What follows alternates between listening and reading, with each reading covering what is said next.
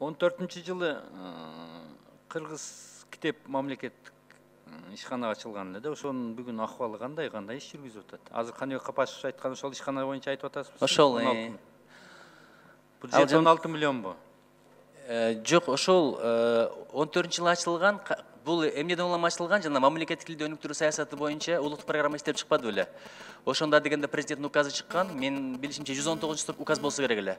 Ошондо ачылып, дегенде бир аз каражат бөлүнгөн. Эгер адашпасам, кыргыз тестке 4 миллион башталганына, бирок андан бери бул чарбалык эсепте, бирок азыр бир аз бутуна туруп баратат. Анткени жанагы 16 миллион биз аркылуу китеп чыгарышка бөлүнгөн, котормолорду же болбосо улуттук баягы классикалык чыгармалардычы биз тандадык комиссиялык негизде.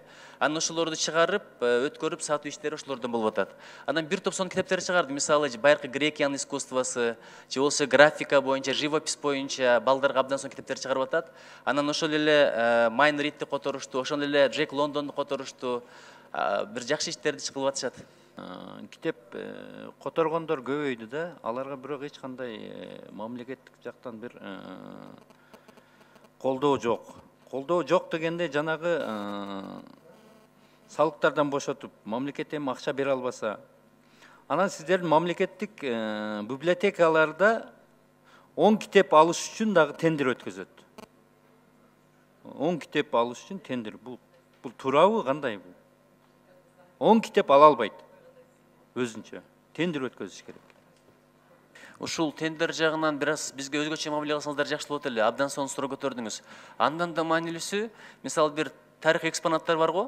Музейлерге алабыз десек дагы тендер кылышыбыз керек да. Тарих экспонат бирөөдө болот, бирөөдө болбойт, бирөө таап алган.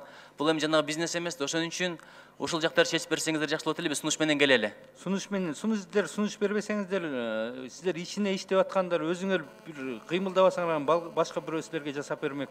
Өзүңөр сунуштар менен келишиңер керек. Азыр салык боюнча, дагы ушул тендерлер боюнча жеңилдетүү жолдорун менен сиздер келишиңиздер керек да. Туура. Ошол эле мезгилде бүгүнкү күндө библиотекалардын акыбалы аябай оор, жабылып, Каныбек Капашев айткан көпчүлүгү жабылып кеткен.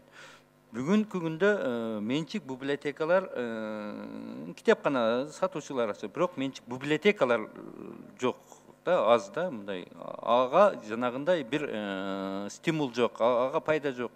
Ал жанагындай ошо мамлекеттик библиотекаларды ошол жанагы частный партнерство өткөзүшүңүздөр керек да, кофейня жанына, ичинде ошондой условияларды, шарттарды, ошондо элдерди тартуу болот да, ошондо китеп окууга тартуу деген бир мамлекеттик бир иш чаралар болот. Ошол нерселерди биз акыркы күндөрдө байкап